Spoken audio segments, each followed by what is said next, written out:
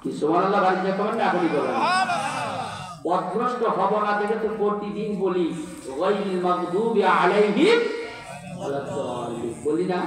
তার মানে কি বলে আল্লাহকে, আল্লাহ আমারে তুমি তাদের পথে পরিচালিত করো না যারা পথভ্রষ্ট হয়ে গেছে।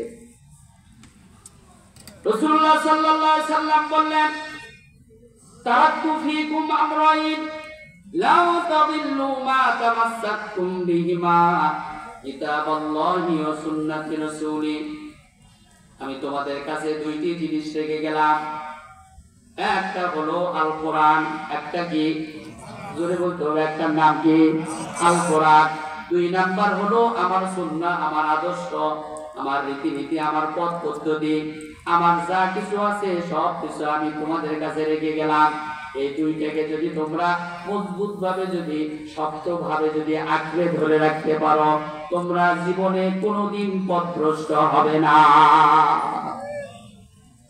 দুই নাম্বার হলো যে ব্যক্তি রাসূলুল্লাহকে মেনে চলবে সে নিশ্চিত আল্লাহ রাসূলের সাথে জান্নাতে থাকবে।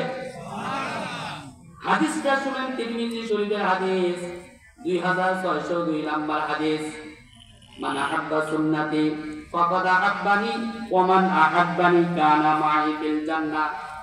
যে ব্যক্তি রাসূলুল্লাহ সুন্নাতকে ভালোবাসলো, সুন্নাহ মানে আদর্শ, সুন্নাহ মানে রীতিনীতি, পথ পদ্ধতি, নিয়ম কানুন, যে ব্যক্তি রাসূলুল্লাহ সুন্নাহকে ভালোবাসলো, নবীজি বললেন সে যেন আমাকে ভালোবাসলো, আর যে আমাকে ভালোবাসলো সে আমার সঙ্গে একই সঙ্গে জান্নাতে থাকবে।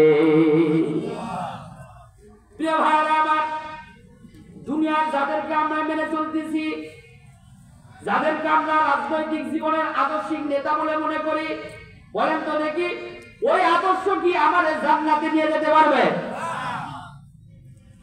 মরার পরে মানুষকে কবরে নেমে রাখার পর বলা হচ্ছে বিসমিল্লাহি ওয়া আলা মিল্লাতি রাসূলিল্লাহ, আমি আল্লাহর নামে রাসূলুল্লাহর দলভুক্ত করে রেখে গেলাম। সত্যি কি দুনিয়ার জিন্দেগিতে ওই ব্যক্তিটা কি রাসূলুল্লাহর দলে ছিল নাকি? ওই ব্যক্তি তো রাসূলুল্লাহর দলে ছিল না, ছিল সে সেকুলারিজম দলের নেতা, কমিউনিজমের দলের নেতা, ন্যাশনালিজমের দলের নেতা, মানুষের তৈরি করা দলের নেতা ছিল। আর মরার পরে ওরে আল্লাহ রাসূলের দলভুক্ত করে রেখে গেল। বলেন তো দেখি, জীবিত থাকাকালীন অবস্থায় সে রাসূলুল্লাহর দলে থাকলো না, মরে যাওয়ার পরে মরা মানুষটারে রাসূলুল্লাহ নিয়ে করবেটা কি? বলেন কি? লিয়াকুযিরা মান কানা হাইয়া, যেমন মানুষ মরার পরে, মানুষের মৃত্যুর পরে মরা মানুষের কাছে কোরআন পড়ে, মরা মানুষের জন্য যেমন কোরআন নয়, মরা মানুষকে সতর্ক করার জন্য কিন্তু কোরআন আসেনি। লিয়াকুযিরা মান কানা হাইয়া, জীবিত মানুষকে সতর্ক করার জন্য কোরআন এসেছে। জোরে বলতে হবে, মরা মানুষকে কি সতর্ক করার জন্য কোরআন, না জীবিত মানুষকে সতর্ক করার জন্য? জীবিত মানুষকে যদি সতর্ক করার জন্য কোরআন আছে, মরা মানুষের কাছে কোরআন করে লাভটা কি? ও তো জীবিত থাকাকালীন অবস্থায় কোরআনের ধারে কাছে তো আসলো না, কোরআন শিখলো না, কোরআন বুঝলো না, কোরআন মানলো না, কোরআনের প্রচারও করলো না, কোরআনের সমাজ কায়েমের চেষ্টাও করলো না। ওই লোকটার কাছে গিয়ে আমি কেন খানায় খাবার ইমামত কোরআন করলে ওর কোনো উপকার হবে না। জোরে বলেন, আরো জোরে বলতে হবে, ঠিক কি না? সুতরাং মরে যাওয়ার পরে রাসূলুল্লাহর দলে থাকা এটা পোড়া কপাল। কি বলেন? এটা পোড়া কপাল। জীবিত থাকতে রাসূলুল্লাহর দলে থাকতে হবে, জীবিত থাকতে রাসূলুল্লাহর আদর্শ মেনে চলতে হবে। রাসূলুল্লাহ যা করেছেন কমানোর কারণে সুযোগ নাই, পৃথিবীতে কোনো বাপের বেটার সুযোগ নেই। ইসলাম হলো ইনটেক্ট, রাসূলুল্লাহর আদর্শ হলো ইনটেক্ট। এখানে কোনো কমও করা যাবে না, বেশিও করা যাবে না। কমানোর অধিকার আমারে কেউ দেয়নি, আবার বেশি করার অধিকার কেউ দেয়নি। কারণ আল্লাহ বলছেন তিবিয়ানান লিকুল্লি শাইইন, আমার যা বলার দরকার ছিল আমি সব বলে দিয়েছি। সুবহানাল্লাহ বলবেন না? তাহলে আমরা তার আদর্শের সৈনিক হব, বলেন তো দেখি? রাসূলুল্লাহর আদর্শের সৈনিক হব। বিশ্বাস করুন, ঈমান যদি থাকে, আমি আপনাদেরকে দাওয়াত দিয়ে যাচ্ছি, বলে যাচ্ছি, আমার কোনো লাভ হবে না, লাভ আপনাদের হবে।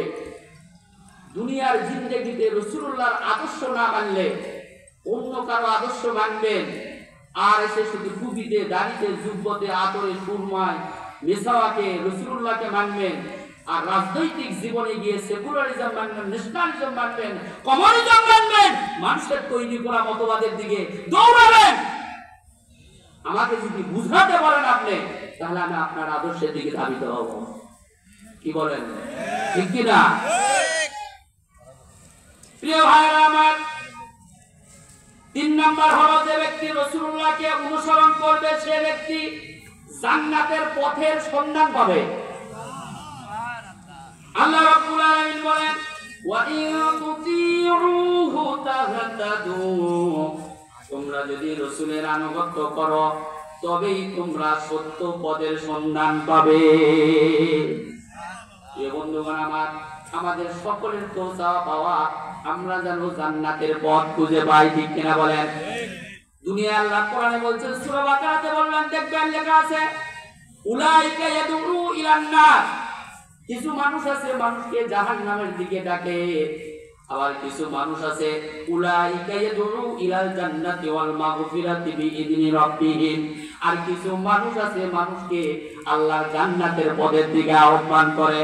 এখন আপনার বিবেক কি বলবে, আপনি কোন দিকে দৌড়াবেন, এটা আপনার ব্যক্তিগত ব্যাপার কিনা। যদি কোনো ব্যক্তি রাসূলের অনুসরণ করে সে জান্নাতের পথ পাবে। আমরা জান্নাতের পথ চাই কিনা? যদি বলেন চাই কিনা? প্রত্যেক মানুষের জীবনের সবচাইতে বড় চাওয়া পাওয়া হলো সে যেন আমরা যেন জান্নাতের পথের প্রতীক হতে পারি। উদাহরণ আবু যার গিফারি রাদিয়াল্লাহু তাআলা আনহু, মক্কায় যখন কঠিন প্রেক্ষাপট চলছে, রাসূলুল্লাহর দলের লোককে দেখলেই ধইরা তারে নিয়ে সে উলঙ্গ কইরা একেবারে মরুভূমির মধ্যে ফেলে রেখে পাথর চাপা দিয়ে রাখতেছে। মুহাম্মাদের দলের লোক হইলেই উলঙ্গ করে নিচে কয়লা জ্বালিয়ে দিয়ে উপরে লোহার পাত দিয়ে তার উপরে শোয়ায় দেওয়া হয়েছে। মুহাম্মাদের দলের লোক হইলেই তার বাড়ি ঘর দোকানপাট সব লুটপাট করে নিয়ে যাচ্ছে। আবু জেহেল এর গুন্ডা পান্ডা সন্ডরা সেই জায়গায় মুহাম্মাদের দলের লোকের প্রচার প্রসার করবে, চাকরিখানি ব্যাপার নয়। কিন্তু উত্তপ্ত অবস্থা চলছে মক্কায়। আবু যার গিফারি রাদিয়াল্লাহু তাআলা আনহু তার ভাইকে বললেন, তুমি যাও মক্কায় গিয়ে দেখো তো মুহাম্মাদের সন্ধান পাও কিনা। উনি মক্কায় আসলেন, অনেক খোঁজ খবর নিয়ে বাড়িতে গেলেন। বাড়িতে গিয়ে এবার আবু যার গিফারি বললেন, কি দেখলে? সব কিছু ঘটনা খুলে বললেন। বলার পরে ওনার মনে তৃপ্তি হলো না, ওনাকে নিজে নিজে দেখা লাগবে, নইলে ওনার মনে তৃপ্তি হচ্ছে না। এই জন্য তিনি মক্কায় আসলেন। মক্কায় এসে সকালবেলা আসলেন। বলেন তো দেখি, সকাল গোটা গোবিন্দগঞ্জে রাজনীতিবিদদের আড্ডাখানার জায়গার নাম কি? গোবিন্দগঞ্জ উপজেলা, ঠিক কিনা? কোন জায়গায়? উপজেলা। মক্কার জাজিরাতুল আরবে নেতাদের মানে মাস্তানি গুন্ডামি করার জায়গার নাম হলো মক্কার চত্বর, ঠিক কিনা? সব নেতারা সব সময় ওই জায়গায় তাকে দেখে কখন মুহাম্মাদের দলের লোক পাওয়া যায়। এদের ধান্দাই একটা। আবু যার গিফারি থাকলেন সন্ধ্যা পর্যন্ত, না কোনো খোঁজ পেলেন না। সন্ধ্যার সময় আলী রাদিয়াল্লাহু আনহু বললেন, নিশ্চয় মুসাফির, তাই না? উনি বললেন, জি। বলে আমার বাড়ি চলো। বাড়িতে নিয়ে গেলেন, খাওয়া দাওয়া করালেন, করার পরে চলে আসলেন। পরে আবার মক্কার চত্বরে এসে এইবারও তিনি সন্ধ্যা পর্যন্ত থাকলে কোনো খোঁজ পেলেন না। এইবারও উনি আলী রাদিয়াল্লাহু আনহু গিয়ে বললেন, তুমি বুঝি মুসাফির, তাই না? বলেছি। বলেছেন না? এবারও নিয়ে গেলেন। তৃতীয় দিন আবার ওই একই ঘটনা। এইবার আলী রাদিয়াল্লাহু আনহু জিজ্ঞেস করলেন, আসলে ঘটনাটা কি বলেন তো? আপনি প্রতিদিন আপনাকে এখানে দেখতেছি, আপনি আসলে কার খোঁজে আসছেন এখানে? উনি বললেন, দেখেন আমি এখানে আসছি মুহাম্মদ বিন আব্দুল্লাহর খোঁজে। সুবহানাল্লাহ বলেন। আলী রাদিয়াল্লাহু তাআলা বললেন,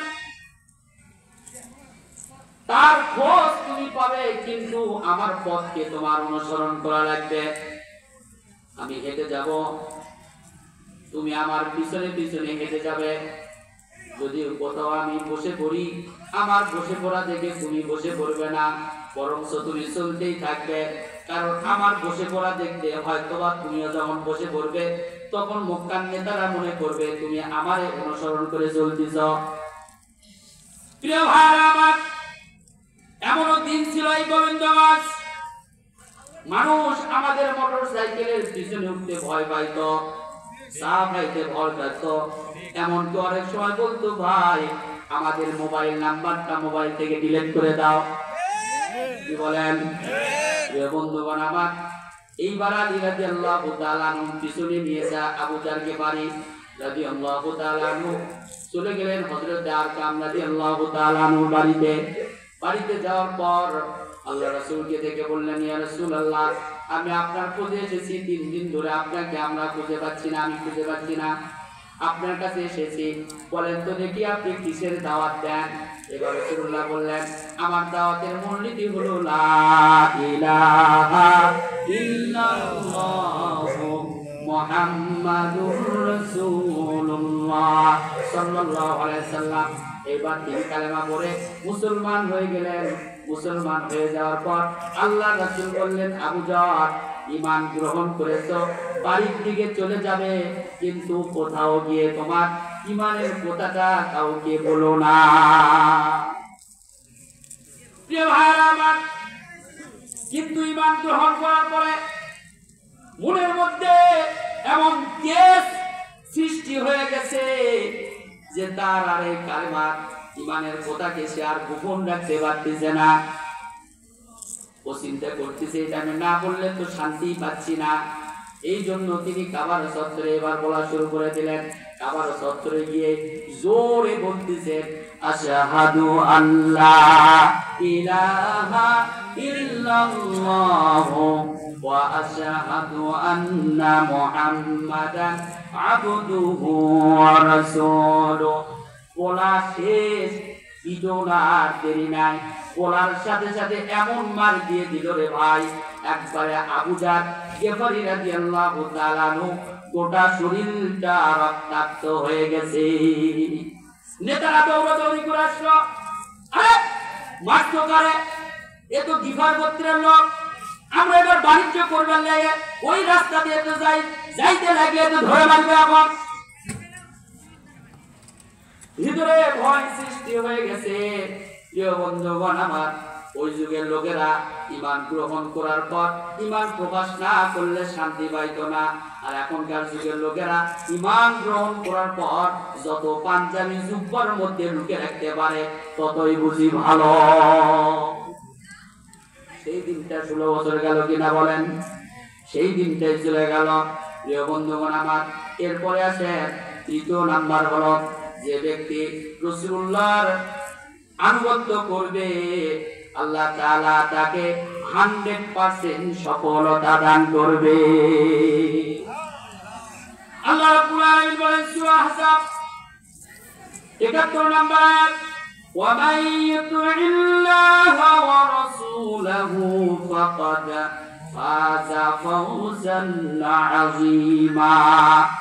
যে কেউ আল্লাহ ও রাসূলের আনুগত্য করবে সে মহা সফলতা লাভ করবে। সফলতা মানে কি জান্নাত। সফলতা মানে কি? ওই যে সূরা মুমিন আল্লাহ কি বলছেন, কদ আফলাহাল মুমিনুন, মুমিনরাই সফল কাম।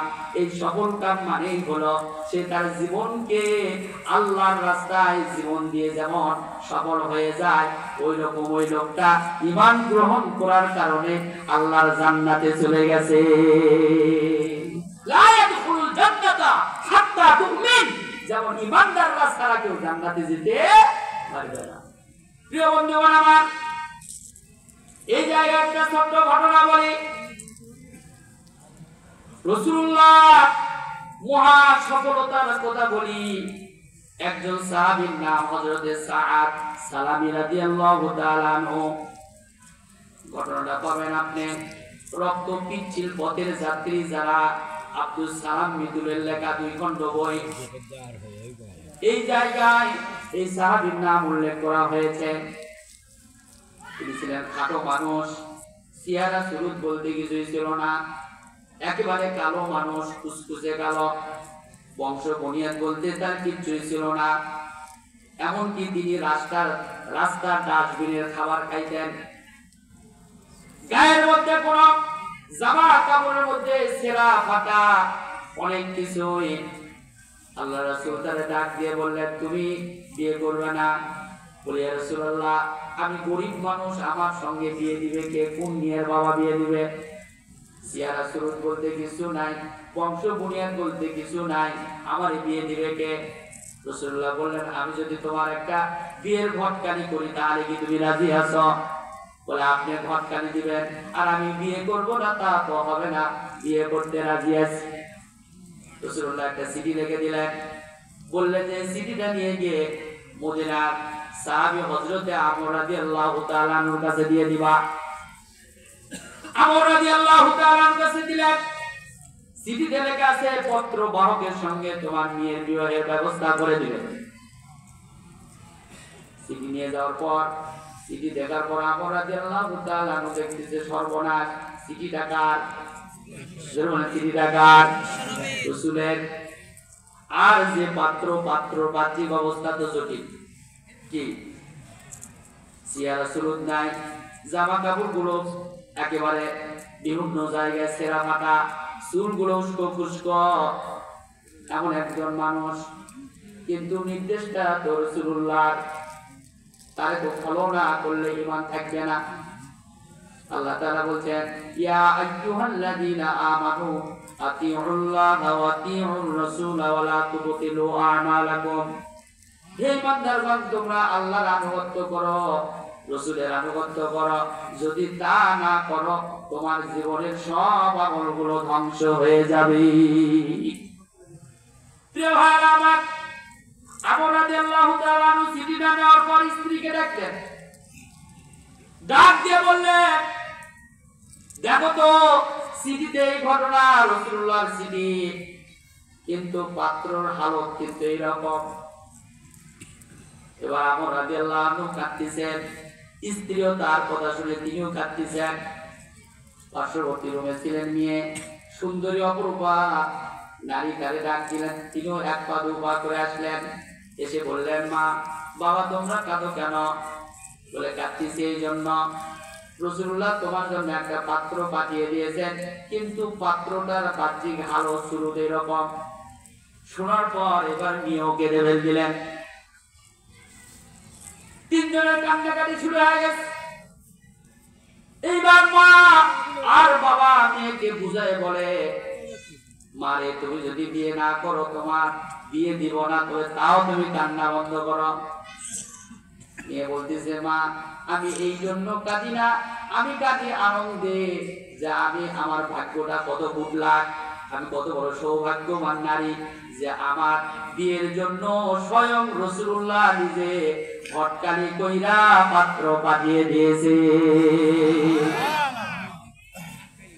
প্রিয় ভাইরা আমার, এবার মা আর বাবা মেয়েকে ডাক দিয়ে বলতেছেন, মারে রাসূলুল্লাহর আনুগত্য করার ক্ষেত্রে, ভালোবাসার ক্ষেত্রে তুমি আমাদেরকে এক ধাপ এগিয়ে গেলে।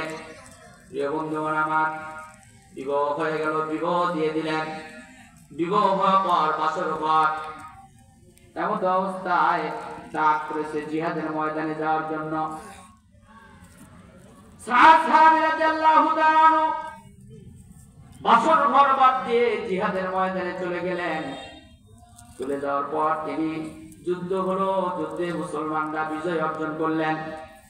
বিজয় অর্জন হয়ে যাওয়ার পর রাসূলুল্লাহ বললেন, শহীদ সাহাবীদেরকে এক জায়গায় করো।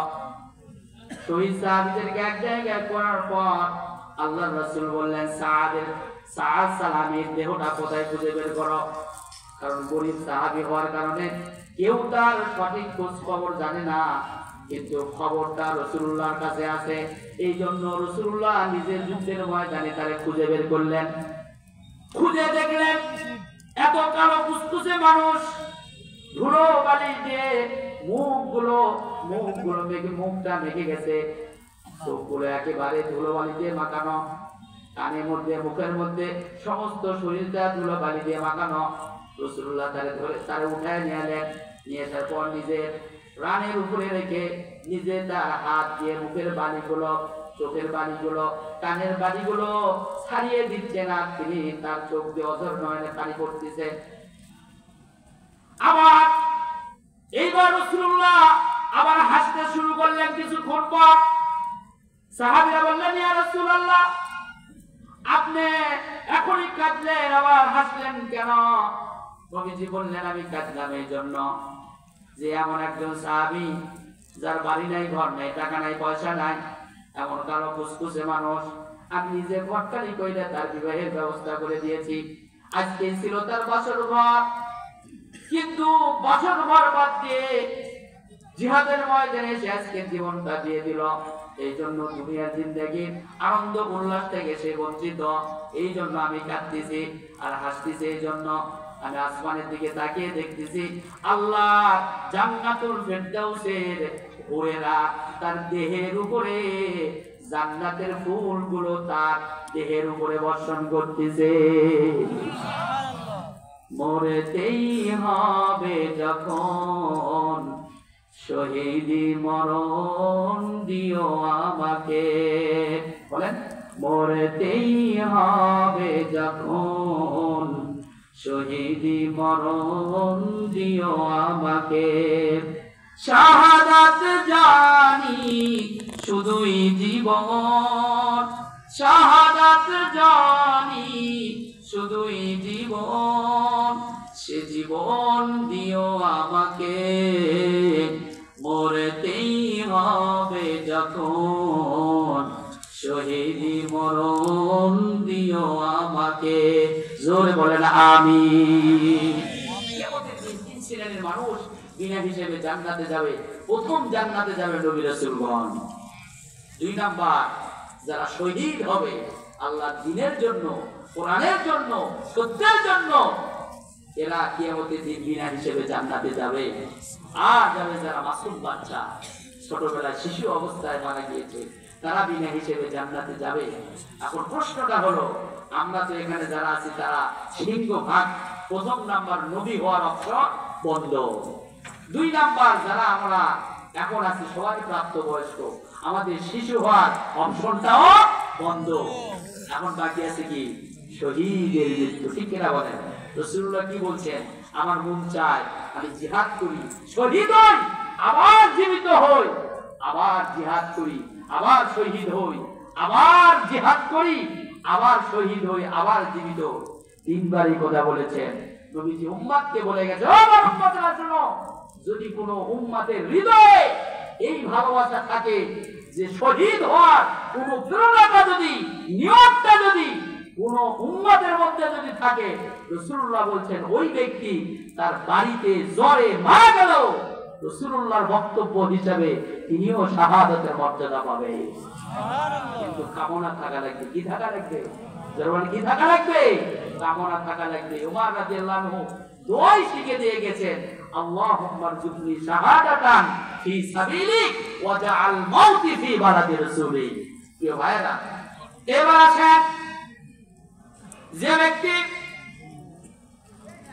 আল্লাহ রাসূলকে মেনে চলবে, আল্লাহকে মেনে চলবে, দুনিয়ার শ্রেষ্ঠ চার শ্রেণীর মানুষের সঙ্গে তাদের জান্নাত হবে। সুবহানাল্লাহ বলার দরকার নেই। রাজ্যে করে যে ব্যক্তি আল্লাহকে মানবে, রাসূলকে মানবে, জান্নাতি চার শ্রেণীর ভিদের সাথে তাদের জান্নাতের একই সঙ্গে থাকা তৌফিক হবে। আয়াতটা হলো সূরা নিসা 69 নম্বর আয়াত, লিখে নিয়ে যান। আল্লাহ তাআলা বলছেন, وَمَن يُطِعِ اللَّهَ وَرَسُولَهُ فَأُولَٰئِكَ مَعَ الَّذِينَ أَنْعَمَ اللَّهُ عَلَيْهِم مِّنَ النَّبِيِّينَ وَالصِّدِّيقِينَ وَالشُّهَدَاءِ وَالصَّالِحِينَ। জোরে বলেন আল্লাহু আকবার। যে ব্যক্তি আল্লাহ এবং আল্লাহ রাসূলের আনুগত্য করবে, সেই ব্যক্তি আল্লাহর নিয়ামত প্রাপ্ত ব্যক্তি। যারা এক নম্বর হলো তারা নবীদের সঙ্গে একই জান্নাতের সাথী হবে। দুই নাম্বার সত্যবাদী যারা তাদের সঙ্গে একই জান্নাতে থাকবে। তিন নাম্বার হলো যারা শহীদ হবে তাদের সঙ্গে জান্নাতে থাকবে, এবং যারা নেককার বান্দা তাদের সঙ্গে একই সঙ্গে জান্নাতে থাকবে। বন্ধুগণ আমার, এরপরে আছেন যারা নবীকে মানবে তারা কিয়ামতের দিন নবীর হাতের হাউজে কাউসারের পানি পাবে। কি পাবে? পানি পাবে। আম্মা আয়েশা সিদ্দিকা রাদিয়াল্লাহু তাআলা আনহা আল্লাহ রাসূলকে বললেন, ইয়া রাসূলুল্লাহ, কিয়ামতের দিন আমরা আপনাকে খুঁজলে কোথায় পাবো? ছোট্ট একটা সময় দিয়ে আপনাদের, গোটা পৃথিবীর বয়স বিজ্ঞানীরা বলছেন 550 কোটি বছর। কত বছর? 550 কোটি বছর। 550 কোটি বছরে কত কোটি মানুষ দুনিয়া থেকে বিদায় হয়ে গেছে? কি নো আইডিয়া, কোনো ধারণা নাই। কেন? মরে যাওয়া মানুষের কোনো আদমশুমারি নাই, বেঁচে থাকা মানুষের আদমশুমারি। ঠিক কিনা বলেন? 550 কোটি বছরে কত হাজার কোটি মিলিয়ন বিলিয়ন ট্রিলিয়ন লোক দুনিয়া থেকে বিদায় হয়ে গেছে। এখন পৃথিবীতে মানুষের সংখ্যা কত? 850 কোটি। কিয়ামত যখন কায়েম হবে, এই কবে হবে সেটা কে জানেন? আল্লাহু আ'লামু বিমুরাদি। এই জ্ঞান আল্লাহর কাছে ভালো আছে। কবে কিয়ামত হবে? ওই দিন গোটা পৃথিবীর সব মানুষ এক জায়গায় একত্রিত হবে। ভালো করে বুঝেন, কিন্তু একটু ভালো করে চিন্তা করবেন। এই মানুষের মধ্যে থেকে কিয়ামতের দিন হযরতে আম্মা আয়েশা সিদ্দিকা রাদিয়াল্লাহু আনহা বললেন, ইয়া রাসূলুল্লাহ, আমরা আপনাকে সেদিন কোথায় খুঁজলে পাবো? আল্লাহ রাসূল বললেন, 3 জায়গায় খুঁজলে আমাকে পাবে। কয় জায়গায়? 1 নাম্বার হলো যে জায়গায় মানুষের নেকি ওজন করা হবে। নেকি ওজনের জায়গা। فأما من أوتي كتابه بيمينه فسوف يحاسب حسابا يسيرا। কিয়ামতের দিন যাদের আমলনামা ডান হাতে দেওয়া হবে তাদের হিসাবটা সহজ করে নেওয়া হবে। আর ডান হাতের আমল মানেই হলো জান্নাতের টিকিট সে পেয়ে গেল। প্রিয় বন্ধুগণ আমার, মজার কাহিনী কি? আল্লাহ রাব্বুল আলামিন সূরা ওয়াকিয়াতে বলছেন, ওয়া কুনতুম আজওয়াজান সালাসা ফাআসহাবুল মাইমানাতি মা আসহাবুল মাইমানা ওয়া আসহাবুল মাশআমাতি মা আসহাবুল মাশআমা ওয়াস-সাবিকুনা আস-সাবিকুন উলাইকাল মুকাররাবুন। কিয়ামতের দিন মানুষ 3 শ্রেণীতে বিভক্ত হবে। এক শ্রেণী থাকবে আল্লাহর আরশের ডান দিকে, আর এক শ্রেণী থাকবে আল্লাহর আরশের বাম দিকে, আর একটা থাকবে অগ্রবর্তী দল, সবার আগের দল। নবী বলেন, সবার আগের দলেরা বিনা হিসাবে আল্লাহর জান্নাতে আগে চলে যাবে। আর যারা আরশের ডান দিকে থাকবে তারা বিনা হিসাবে জান্নাতি। সুবহানাল্লাহ বলতে বললেন না? আরশের ডান দিকে যারা থাকবে তারা কি জান্নাতি? বিনা হিসাবে জান্নাতি। আর আরশের বাম দিকে যারা থাকবে তারা বিনা হিসাবে জাহান্নামী। প্রিয় বন্ধুগণ আমার, এটাই হলো দুনিয়ার সিস্টেম। দুনিয়ায় যারা ডানে থাকবে কিয়ামতের দিনও তারা ডানে থাকবে। দুনিয়ায় যারা বামে থাকবে কিয়ামতের দিনও তারা পেলে ডান দিকে যেতে পারবে না। ওরা দুনিয়া নয় যে চুরি চাপটা কইরা কোন রকমের বুঝবাজ দিয়ে একটু গুটাগাতি দিয়ে ভিতরে ঢুকা যাবে। আমলের ভিত্তিতে ডান দিকে বান্দা চলে যাবে। ডানের সাথে আল্লাহর সম্পর্ক, ডানের সাথে ইসলামের সম্পর্ক, ডানের সাথে নবী রাসূলের সম্পর্ক, ডানের সাথে সাহাবা আজমাইন তাবেঈনদের সম্পর্ক, ডানের সাথে কোরআনের সম্পর্ক, ডানের সাথে জান্নাতের সম্পর্ক। আপনি যে দলে আছেন সেই দলের আদর্শ কে? মুহাম্মদ কিনা? মুহাম্মদ সাল্লাল্লাহু আলাইহি ওয়াসাল্লাম যদি না থাকে আপনার দল বাম দল। আপনার দলের কনস্টিটিউশন কোরআন কিনা? যদি না থাকে আপনার দল বাম দল। আপনার দলের আদর্শ কি? মানুষকে জান্নাতে নিয়ে যাওয়া না দুনিয়া কামায়েরটা? যদি জান্নাতে নিয়ে যাওয়াটা না হয় তাহলে আপনারটা বাম। কারণ হলো বামের আদর্শ হলো আল্লাহর নীতি থাকা লাগবে, রাসূলুল্লাহর আদর্শ থাকা লাগবে। মানুষকে ডাকতে হবে শুধু আল্লাহর দিকে, আর কারো দিকে ডাকা যাবে না। ওয়ামান আহসানু কওলাম মিম্মান দাআ ইলাল্লাহি ওয়া আমিলা সালিহান ওয়া ক্বালা ইন্নানি মিনাল মুসলিমিন। তার কথা চাইতে আর কার কথা অধিক উত্তম হতে পারে যে মানুষকে আল্লাহর পথের দিকে আহ্বান করে, নিজে নেক আমল করে আর বলে আমি মুসলমানদের মধ্যে একজন। প্রিয় বন্ধুগণ আমার, ভালো করে চিন্তা করবেন, আমার দ্বারা যদি একটা লোক যদি আল্লাহর দ্বীনে রাসূলুল্লাহর আদর্শে কোরআনের বিপরীতমুখী জীবন যাপন যদি আমার কারণে যদি কোনো ব্যক্তি তৈরি হয়ে যায়, ওই একজন ব্যক্তি কিয়ামতের দিন আমারে জাহান্নামে নিয়ে যাওয়ার জন্য যথেষ্ট। কি বলেন? জোরে কথা কয়। দুনিয়ায় কোন রকমের বুঝবাস দিয়ে বুঝামিন দিয়ে দুনিয়া চলবে, তো আখিরাত চলবে কি? ফামান ইয়ামাল মিসকালা যাররাতিন খায়রান ইয়ারা ওয়া মান ইয়ামাল মিসকালা যাররাতিন শাররান ইয়ারা। যাররা পরিমাণ নেকিরও বান্দা মাহরুম হবে না, যাররা পরিমাণ গুনাহকে আল্লাহ ছাড় দিবে না। আল্লাহ রাসূল আয়েশা সিদ্দিকা রাদিয়াল্লাহু আনহা বলেন, ইয়া আয়েশাতা ইয়াকা ওয়া মুহাক্কারাতাজ যুনুব। এ আয়েশা, ছোট ছোট গুনার ব্যাপারেও সাবধান থাকো, কারণ ছোট গুনার জন্য তোমাকে কিয়ামতের দিন আল্লাহর দরবারে জবাবদিহিতা মুখোমুখি হওয়া লাগবে। কিয়ামতের দিন দেখবে কিছু মানুষ অনেক নেক আমল, বান্দা বলবে আল্লাহ আমি তো এত নেক আমল করিনি। বান্দাকে আল্লাহ বলবেন, বান্দা তুমি নিজে নেক আমল করনি, তবে তুমি মানুষকে নেক আমলের রাস্তা দেখিয়ে দিয়ে এসেছো। কোরআন পড়া শিখিয়েছ, সত্য মিথ্যাকে বুঝানোর পথ দেখিয়ে দিয়েছ, তুমি মানুষকে হেদায়েতের রাস্তায় উঠিয়ে দিয়ে এসেছ।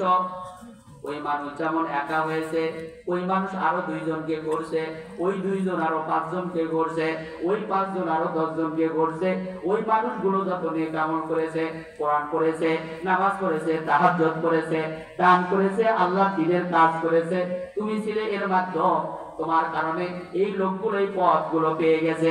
এই জন্য তুমি নিজে নেক আমল না করলেও ওই ভালো মানুষগুলো ভালো পথের দিশা পাওয়ার কারণে তোমার আমলনামায় ওই পরিমাণ নেকি লিখে দেওয়া হয়েছে।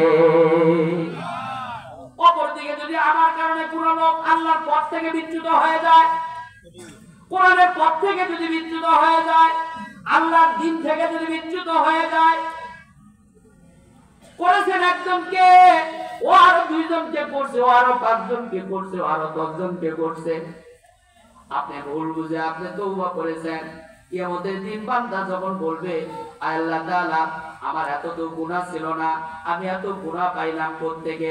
আল্লাহ তাআলা বলবেন, বান্দা তুমি তো খারাপ পথের দিশা দিয়ে এসেছো, নিজেও তো খারাপ ছিলে। বলবে আল্লাহ গো আমি তো খারাপ থেকে ভালো হয়ে গেছি। কিন্তু আল্লাহ তাআলা বলবেন তুমি ভালো হয়েছো ঠিক, তোমার অনুকরণকারীরা তো ভালো হয়নি, ওরা তো আমার পথে ফিরে আসেনি। ওই জন্য ওই লোকগুলো যতগুলো খারাপ করেছে তোমার আমলনামায়, তোমার বদ আমলনামায় ওই খারাপই গুলো লিখে দেওয়া হয়েছে। সিদ্ধান্ত নিতে হবে, আমি নিজে ভালো পথে চলবো, আমি অন্যকে ভালো পথে নিয়ে আসবো। আমার ভূমিকা হবে মুয়াজ্জিনের মতো। কার মতো? কার মতো? মুয়াজ্জিনের মতো। রাসূলুল্লাহ বলছেন, মুয়াজ্জিন আযান দেওয়ার পর যতগুলো মুসল্লি মসজিদে এসে সালাত আদায় করবে, সব সওয়াবগুলো মুয়াজ্জিনের আমলনামায় লিখে দেওয়া হবে। সাহাবীরা বললেন, ইয়া রাসূলুল্লাহ আমরা তো মুয়াজ্জিন নই, আমাকে বুদ্ধি। আল্লাহ রাসূল বললেন, মুয়াজ্জিন যা বলে তোমরাও তাই বলো, শুধু হাইয়া আলাস সালাহ হাইয়া আলাল ফালাহ লা হাওলা ওয়ালা কুওয়াতা ইল্লা বিল্লাহ। তাহলে মুয়াজ্জিন আযান দিয়ে যে সওয়াব পাবে, মুয়াজ্জিনের পথ অনুসরণ করলে তুমিও ওই সমপরিমাণ নেকি বাকি দাঁড়ায় যাবে। সুবহানাল্লাহ। ওটা কি ঠিক আছে? আজকে কি সিদ্ধান্ত নেওয়া যাবে না যে আমি অন্তত তোমাকে ভালো পথে চলবো, আমি অন্যকে ভালো পথে ডাকবো, আমি নিজে খারাপ পথে চলবো না, আমি নিজে কাউকে খারাপ পথে ডাকবো নাকি? রাজি আছেন ইনশাআল্লাহ? ইনশাআল্লাহ। তাহলে কিয়ামতের দিন ডান হাতে আমলনামা গেলে কোথায় যাবে? জোরে বলেন, কোথায় যাবে? জান্নাতে চলে যাবে। 2 নাম্বার, যে জায়গায় হাউজে কাউসার পানি বন্টন করা হবে। এই জায়গায় রাসূলুল্লাহর অনুসরণকারীরা রাসূলুল্লাহর কাছ থেকে হাউজে কাউসারের পানি পাবে। একটু চিন্তা করেন, যদি আমাদের এই জায়গায় বর্তমান অন্তর্বর্তীকালীনের প্রধান যদি আসে, তাহলে ওর চতুর্দিকে ভিড় জমাবে কে? ওই ছাত্র আন্দোলন যারা করেছে তারা ভিড় জমাবে কিনা? আর প্রাধান্য দিবে, উনিও প্রাধান্য দিবে ওদেরকে। আবার কোন দলের যদি প্রধান আসে, তাহলে ওই দলের যারা নেতা আছে তারা ভিড় জমাবে কিনা? রাসূলুল্লাহকে ঘিরে আছেন কারা? হাউজে কাউসারে রাসূলুল্লাহকে ঘিরে আছেন ওই আমির হামজা রাদিয়াল্লাহু তাআলা আনহু।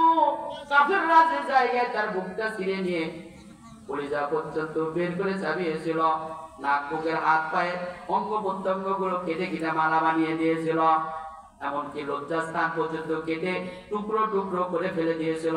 নবীজি তার চাচার এই দৃশ্য দেখে ফুপিয়ে ফুপিয়ে কেঁদেছেন উহুদের ময়দানে। আল্লাহ রাসূল বলেছেন, আমার চাচা হলো সাইয়্যিদুশ শুহাদা, কিয়ামতের দিন আমার চাচা হবে শহীদদের নেতা। রাসূলুল্লাহকে তো ঘিরে থাকবেন আমির হামজা, থাকবে হামজা রাদিয়াল্লাহু তাআলা আনহু, থাকবে আব্দুল্লাহ ইবনে রাওহা, থাকবে হযরতে তালহা রাদিয়াল্লাহু তাআলা আনহু, যিনি নবীজিকে বাঁচাতে গিয়া তার শরীরের মধ্যে ৮০টা তীর লেগেছিল, তার হাতের মধ্যে লেগেছিল ২০টা, যার জীবন্ত শহীদ বলা হয়। প্রিয় বন্ধুগণ আমার, এই জায়গায় গিয়ে বললেন, আমার নাম আব্দুল কুদ্দুস, দুনিয়ার জিন্দেগিতে আমার বাড়ি গাইবান্ধা জেলার গোবিন্দগঞ্জ শিল্পপাড়া ছিল। আমি একটু নবীজির কাছ থেকে একটু সিগনেচার নিয়ে একটু হাউজে কাউসারের পানি পান করতে যাই। যদি নবীজির উম্মত এই কথা বলার পরে সাহাবারা যদি বলেন, মিয়া তুমি যে নবীজির উম্মত, তোমার সার্টিফিকেট কই?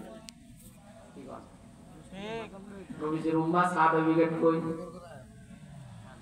আল্লাহ রাসূল বলেছেন, দুইটা সিহিনের দাম আল্লাহর কাছে বড় দামি, দুইটা ফোঁটার দাম আল্লাহ তাআলার কাছে বড় দামি। দুইটা চিহ্নের মধ্যে একটা চিহ্ন হলো নামাজের জায়গা। নামাজের দাগগুলো কিয়ামতের দিন আল্লাহর কাছে বড় দামি হবে। সুবহানাল্লাহ বলেন। নামাজীওয়ালা না হইলে কি কপালে দাগ করবে নাকি ঘুষটা দিয়ে যাওয়া যাবে? চলবে? চলবে না। যদি সাহাবারা বলেন, মিয়া তুমি যে নবীর উম্মত, তোমার চেহারার মধ্যে তো সেগুলো কিছুই দেখা যায় না। দুই নাম্বার দাগ হলো যারা ইসলামের জন্য, সত্যের জন্য, কোরআনের জন্য শরীরের বিভিন্ন জায়গায় কত স্থান হয়েছে, কাফেরের জায়গায় অত্যাচারীদের অত্যাচারে শরীরের বিভিন্ন জায়গায় দাগ হয়ে গেছে। এই দাগগুলো, এই দাগের চিহ্নগুলোর দাম আল্লাহর কাছে বড় দামি হবে কিয়ামতের দিন। দুই নাম্বার হলো দুইটা ফোঁটার দাম আল্লাহর কাছে বড় দামি। এক নাম্বার হলো চোখের পানির দাম আল্লাহর কাছে বড় দামি। আল্লাহ চোখের পানি, নবীজি সাল্লাল্লাহু আলাইহি সাল্লাম বলেন, ইউজিল্লুহুমুল্লাহু ফি জিল্লিহি ইয়াওমা লা জিল্লা ইল্লা জিল্লুহু। কিয়ামতের দিন, যেদিন আল্লাহর আরশের ছায়া ছাড়া কোনো ছায়া থাকবে না, সেই দিন এক শ্রেণীর মানুষ যারা নীরব বিবৃতিতে আল্লাহর স্মরণে, আল্লাহর ভয়ে চোখের পানি ফেলেছে। বন্ধুগণ আমার, দুনিয়ার এই চোখের পানি কিয়ামতের দিন আল্লাহর কাছে বড় দামি হবে। আমি ইমানদার কি ইমানদার নয়, এইটার প্রমাণ হলো চোখের পানি। যার ইমান যত মজবুত, তার চোখের পানি তত বেশি। অনেকে আছে হাত তুললে দেখবেন একেবারে লেবুর কাটার মতো ঝরঝর করে তার চোখের পানিগুলো পড়ে যায়। আবার অনেক মানুষ আছে আমিন আমিন আমিন আমিন বলতেছে, ওর কোনো অনুভূতিও নাই, কান্দার কোনো মোশানো নাই, কিছুই নাই। 1 ঘন্টা ধরে কান্দিল, ওর চোখ দিয়ে এক ফোঁটা পানিও বের হয় না।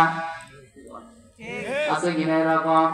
প্রিয় বন্ধুগণ আমার, এই জন্য যার ইমানটা যত তরুতাজা হবে, তার চোখের পানি তত বেশি হবে। 2 নাম্বার হলো ওই রক্তের ফোঁটার দাম বড় দামি, যে রক্তটা আল্লাহর দ্বীনের জন্য, সত্যের জন্য, কোরআনের জন্য হবে। ওই রক্তের ফোঁটার দাম কিয়ামতের দিন আল্লাহর কাছে বড় দামি হবে। 3 নাম্বার হলো ফুলসিরাতের ঘাট। নবীজির সিগনেচার যারা ফুলসিরাত পার হওয়া যাবে না। সহজ নয় কিন্তু, সহজ নয় কিন্তু 500 বছরের রাস্তা। যার ঈমান, যার আমল যত মজবুত হবে সে তত দ্রুত গতিতে পার হয়ে যাবে। কেউ যাবে বিদ্যুতের গতিতে পার হয়ে, কেউ ঘোড়ায় চলে যাবে, ঘোড়ায় চলে গেলে যেমন হয়, কেউ বাইক করতে চলে যাওয়ার মতন হবে। প্রিয় বন্ধুগণ আমার, ফুলসিরাতের নিচেই কিন্তু জাহান্নাম। যার যত বদ আমল হবে জাহান্নামের আগুনটা তার শরীরে তত দূর পর্যন্ত টাচ করবে। যদি জাহান্নামের আগুনটা হাঁটু পর্যন্ত হয়, গুনাহটা যদি হাঁটু পর্যন্ত হয়, তাহলে জাহান্নামের আগুনটা হাঁটু পর্যন্তই হবে। আর দুনিয়ার আগুনটা জাহান্নামের আগুনের মতো নয়, নারুল্লাহিল মুকাদা। জাহান্নামের আগুনকে আল্লাহর আগুন বলা হয়েছে, আল্লাহর প্রজ্বলিত আগুন। দুনিয়ার আগুনটা শুধু যে জায়গায় ধরে ওই জায়গাটা শুধু পুড়ে যায়, আর আল্লাহর জাহান্নামের আগুনটা এত রাক্ষসী, এত মারাত্মক, শরীরের কোন জায়গায় টাচ করলে ওই টাচ করার সাথে সাথে তার কলিজা পর্যন্ত পুড়ে ছারখার হয়ে যাবে। প্রিয় বন্ধুগণ আমার, রাসূলুল্লাহ অনুগত না থাকলে কি ফুলসিরাতের ঘাটে কি সিগনেচার পাওয়া যাবে? জোরে বলেন, সম্ভব নয়। কি পরিমাণ অনুগত করা লাগবে তাও রাসূলুল্লাহ বলে দিয়েছেন। লা ইউমিনু আহাদুকুম হাত্তা কুনা হাব্বা ইলাইহি মিন ওয়ালিদিহি ওয়া ওয়ালাদিহি ওয়ান নাসি আজমাইন। ছেলে মেয়ে, স্ত্রী, পরিবার পরিজন, ব্যবসা বাণিজ্য যা কিছু আছে, দুনিয়ার সব কিছু চাইতে মহব্বতের ক্ষেত্রে, ভালোবাসার ক্ষেত্রে, আনুগত্যের ক্ষেত্রে, ফলো করার ক্ষেত্রে, অনুকরণ করার ক্ষেত্রে, অনুসরণ করার ক্ষেত্রে রাসূলুল্লাহকে 1 নম্বরে রাখা লাগবে। প্রিয় বন্ধুগণ আমার, যে ব্যক্তি রাসূলুল্লাহ একটা পরিত্যক্ত সুন্নাতকে অনুকরণ করবে, ফলো করবে, অনুসরণ করবে, মেনে চলবে, সেই ব্যক্তি 100 শহীদের সওয়াব পাবে। কত? 100 শহীদের সওয়াব পাবে। দেখি এত আস্তে সুবহানাল্লাহ বলেন না, জোরে সুবহানাল্লাহ, আর জোরে বলেন সুবহানাল্লাহ, আর জোরে বলেন আলহামদুলিল্লাহ, আর জোরে বলেন আল্লাহু আকবার। পরিত্যক্ত সুন্নাত কোনটা? সুরমা।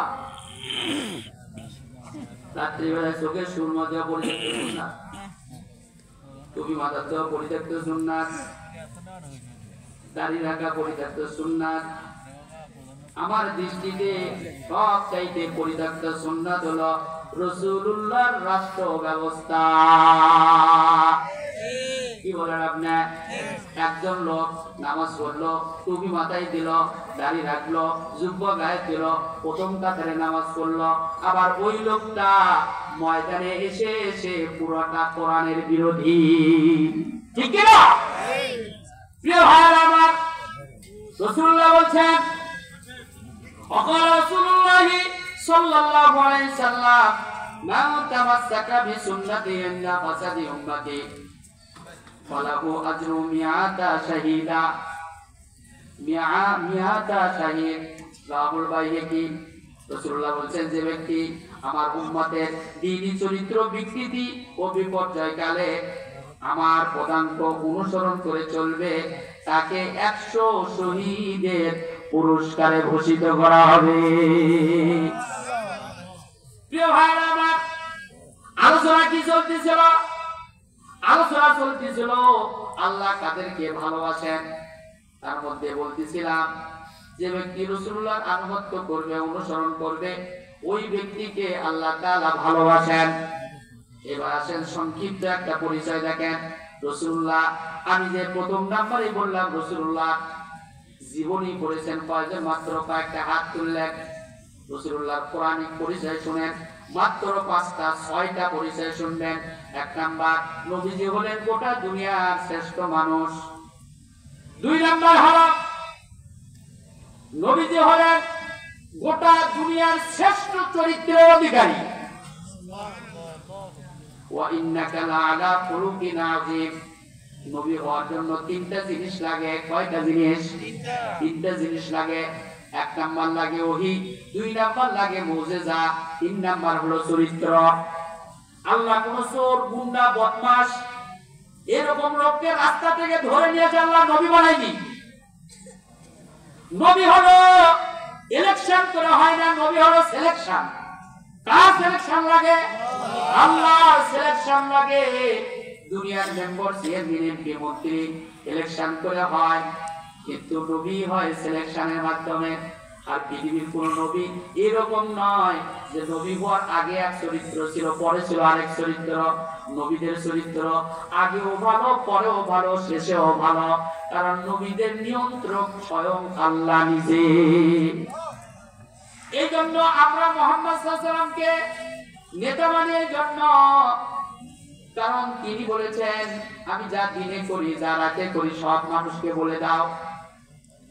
আর দুনিয়ার আমরা যে সমস্ত নেতাদেরকে ফলো করি, যদি বলি ভাইজান তোমার নেতার দিনের চরিত্র আর রাতের চরিত্র কেমন একটু বলে দেখান তো, দেখবে যে দিনের চরিত্র একরকম, রাতের বেলার চরিত্র একরকম। আমরা এমন নেতার কথা বলি যিনি তার 63 বছর জীবনে একটা মিথ্যা কথা বলেনি। প্রিয় বন্ধুগণ আমার, 3 নাম্বার হলো তিনি গোটা পৃথিবীর মানুষের জন্য রহমত। কে? মুহাম্মদ সাল্লাল্লাহু আলাইহি সাল্লাম। ওয়া মা আরসালনাকা ইল্লা রাহমাতাল লিল আলামিন। শুধু মানুষের জন্য রহমত নয়, একটা প্রাণীর জন্য রহমত। প্রিয় বন্ধুগণ আমার, নবীজি যে খেজুর গাছের সাথে হেলান দিয়ে খুতবা দিতেন, পরবর্তীতে তার জন্য যখন মেহরাব বানানো হলো, ওই খেজুরের গাছটা কিন্তু কেঁদেছিল। ওইটা কিন্তু নবীজির কানে এসেছে, তার কান্নার আওয়াজ। নবীজির কাছে একটা উট আসলো, উট দিয়ে চোখ দিয়ে ঝরঝর করে পানি পড়তেছে, সঙ্গে সঙ্গে তার মালিকও তার সাথে সাথে এসেছে। নবীজি তারে ডাক দিয়ে বললেন, এই শোনো, তুমি বুঝি তোমার এই উটের প্রতি মনে হয় জুলুম করতেছ, কারণ তোমার উট আমার কাছে অভিযোগ করতেছে। বন্ধুগণ আমার, এই জন্য নবী শুধু মানুষের নবী নয়, যত মাখলুকাত আছে সমস্ত মাখলুকাতদের ভাষা সমস্ত নবী রাসূলেরা বুঝতে। 3 নাম্বার হলো, 4 নাম্বার, আমি আপনি নবীর অনুকরণ না করলেও গোটা দুনিয়ায় নবীজির আদর্শের প্রশংসা চমকা আল্লাহ বাজিয়ে ছাড়বেন কিনা।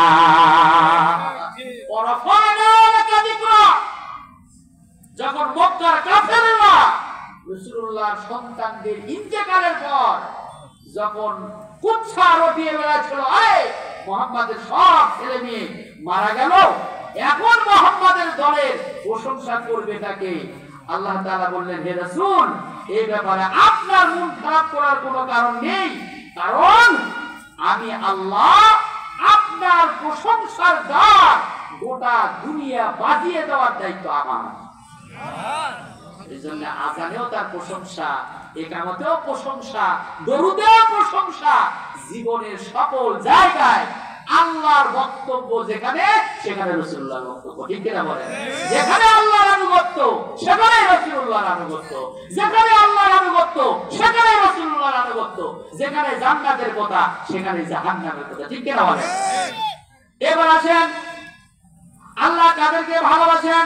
ওয়াআনফিকু ফি সাবিলিল্লাহি ওয়ালা তুলকু বিআইদিকুম ইলাত তাহালুকা ওয়া আহসিনু ইন্নাল্লাহা ইউহিব্বুল মুহসিনিন।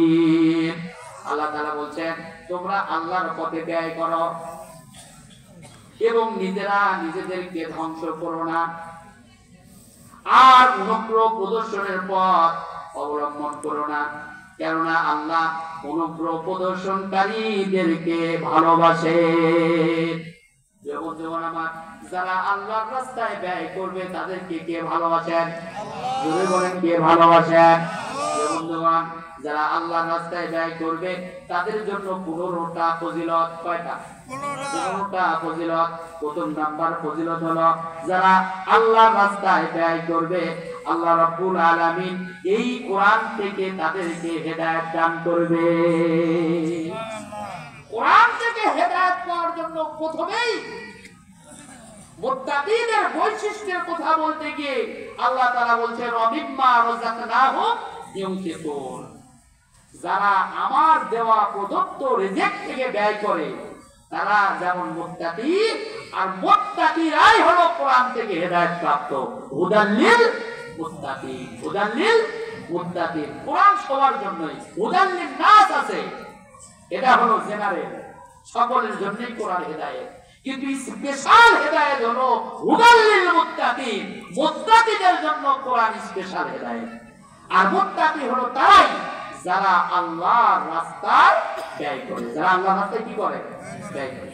প্রিয় ভাইরা আমার, এরপর আল্লাহ রাব্বুল আলামিন বলেন মান যাল্লাযী ইউকরিদুল্লাহা করদান হাসানান ফায়ুদারিফাহু লাহু আজরুন কারীম।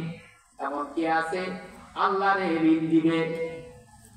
এই আয়াতটা নাযিল হয়ে যাওয়ার পর মক্কার বড় বড় লিডাররা বলল, আরে আল্লাহ ফকির হয়ে গেছে। সুবহানাল্লাহ, নাউযুবিল্লাহ। বলতেছে আল্লাহ ফকির হয়ে গেছে। আল্লাহ যদি ফকির না হয় তাহলে আল্লাহ আমাদের কাছে ঋণ চাবে কেন? আল্লাহ কি ফকির? জোরে বলেন। আল্লাহ তো নিজেই বলছেন আল্লাহু গনিয়ুন, আল্লাহ বলেন ধনী। আর আমরা দুনিয়ার সব মানুষ হলো ফকির। নবী সাল্লাল্লাহু আলাইহি সাল্লাম বলেন আল্লাহ এই পরিমাণ ধন সম্পদ আল্লাহ গোটা দুনিয়ার সমস্ত মাখলুকাতের যদি সব আকাঙ্ক্ষা যদি মিটিয়ে দেয়, সমুদ্রের মধ্যে আঙ্গুল চুবালে ওই আঙ্গুলের সঙ্গে পানি উঠলে যতটুকু পানি উঠলো এই পানিতে যেমন সমুদ্রের কোনো ক্ষতি হয় না, আল্লাহ যদি গোটা দুনিয়ার সব মানুষের অভাব যদি মিটিয়ে দেন তারপরেও আল্লাহর রাজ দরবার থেকে একটুও কমতি হবে না। আল্লাহ তাআলা দেখতে চান ওই যে টাকার উপরে লেখা আছে চাহিদা মাত্র বাহককে দিতে বাধ্য থাকিবে কেন? টাকা কারো কাছে স্থায়ী নয়, চলমান অবস্থায় চলতেছে। রিক্সাওয়ালা থেকে কাঁচামালের থেকে তৈরি আপনার মশলার দোকান থেকে ব্যাংকের থেকে এনজিও থেকে হুজুরের বিলাত কোরআনের থেকে কি করেন? মসজিদে আসলেন কৌটার টাকা আবার এক জায়গায় করে পয়সা আবার চলে যাবে দোকানের থেকে চলে যাবে চালের দোকানের থেকে পানের দোকানে। তার মানে কোনদিন টাকা এক জায়গায় নেই, গেল করতেছে। কি ভাব আল্লাহ রাব্বুল আলামিন দেখতে চান। আল্লাহ তাআলা আমার সম্পদশালী বানিয়ে আল্লাহ আমাকে পরীক্ষা করছেন। যদি আমি আপনার কোন বন্ধু যদি আপনার কাছে 5 লাখ টাকা রাখার পর 2 বছর পর বা 1 বছর বা 6 মাস পর আসা যদি বলে বন্ধু আমার টাকাটা দাও, ওই ব্যক্তি যদি বলে দোস্ত কিসের টাকা, কবে টাকা দিছিলে, তোমার টাকা সাক্ষী কে, ডকুমেন্ট কি, কে তোমারে বলছে, টাকার কোন চিহ্ন আছে নাকি বলেন। যদি বলে তাহলে ওই লোকটা আমানতদার না খেয়ানতকারী। অপর দিকে যদি টাকা বলার সাথে সাথে যদি দিয়ে দেন তাহলে কি আপনি আমানতকারী না খেয়ানতকারী? বান্দা দেখতে চায় যে চাহিদা মাত্র আল্লাহকে দিতে কে বাধ্য থাকে। কত টাকা দিতে পারলেন এইটা ব্যাপার নয়, দিতে পারলাম কিনা এটাই ব্যাপার। লক্ষ টাকা আল্লাহ চায় না, যদি আপনার ক্যাপাসিটি না থাকে দিয়েন না, কিন্তু যদি থাকে দিবেন। আল্লাহ চাইলেই দিবেন, উজুর পেশ করবেন না। আমার ছেলে অসুখ, মেয়ে অসুখ, আমার এই অসুখ, আমার এই সমস্যা, আমার ব্যবসায়িক ঋণ, এইগুলো কথা বলবেন না। চাইবা মাত্র আপনি দিবেন, দিলে আপনি আল্লাহরে দিবেন আর আল্লাহ আপনারে দিবে। আপনি দিবেন কম আর আল্লাহ দিবে বেশি। আপনি দিলে শেষ হয়ে যাবে আর আল্লাহ দিলে শেষ হবে না। বন্ধুগণ আমার, এই জন্য আসুন আজকের মাহফিলটার প্রথমটাই কিন্তু উন্নয়ন কল্পে। কোন ভাইরা আজকে শুরুতে বলতে পারেন হুজুর ঘরটা আল্লাহর ঘরের উন্নয়নের জন্য দেওয়া লাগবে আপনাদের, দিবেন আপনি। জান্নাতটা দুনিয়ায় কিনে নেওয়া লাগবে। জান্নাত কি মরে যাওয়ার আগে না পরে? জোরে বলেন। কিন্তু আমাদের দেশে আমাদের সমাজে মানুষ মরে যাওয়ার পর জান্নাত কিনে, মূল্য 2 লাখ টাকা মজলিস করলো জান্নাত হয়ে গেল। কি বলেন? ঠিক না? কারণ এইটা অনেকে মনে করে কারণ চিন্তা করে যে অমুকের ছেলে লোকটা মারা গেল, এত কোটি কোটি টাকার মালিক, মানুষের একটু হাতও ধোয়ালো না। ওই হাত ধোয়া কি লাভ আমাকে বলেন? ওর তো লক্ষ্য উদ্দেশ্যই ভালো নয়, আল্লাহ সন্তুষ্টি নয়। ওর লক্ষ্য উদ্দেশ্য হলো মানুষ ওরে কি বলবে। এই জন্য প্রিয় ভাইরা আমার, এই জন্য আল্লাহ তাআলা ইমানদারদের কাছ থেকে জানমাল কিনে নিয়েছে, যার কারণে ইমানদারের বলার সাহস নাই। দুনিয়ার পুরো মানুষ বলতে পারে না এইটা আমার। মানুষ এই কথা বলতে বাধ্য যে এইগুলোর মালিক আমি না, আল্লাহ আমারে কিছুদিন পাহারাদার বানিয়ে রাখছেন। আমি 10টা দোকানের মালিক, আমি আল্লাহ আমারে বানিয়েছেন ওই 10টা দোকানের পাহারাদারি করার জন্য। আমি হলাম আল্লাহর গোলাম, আমি হলাম আল্লাহর গোলাম, আমি হলাম আল্লাহ আমারে দিয়েছে, আমি এর সঠিক ব্যবহার করব। আল্লাহ রাব্বুল আলামিন বলছেন ইন্নাল্লাহা আশতারা মিনাল মুমিনিনা আনফুসাহুম ওয়া আমওয়ালাহুম বিআন্না লাহুমুল জান্নাহ। ঈমানদারদের জান এবং মাল আল্লাহ জান্নাতের বিনিময়ে কিনে নিয়েছে। ঈমানদারদের 2টা জিনিস দেওয়া লাগবে, একটা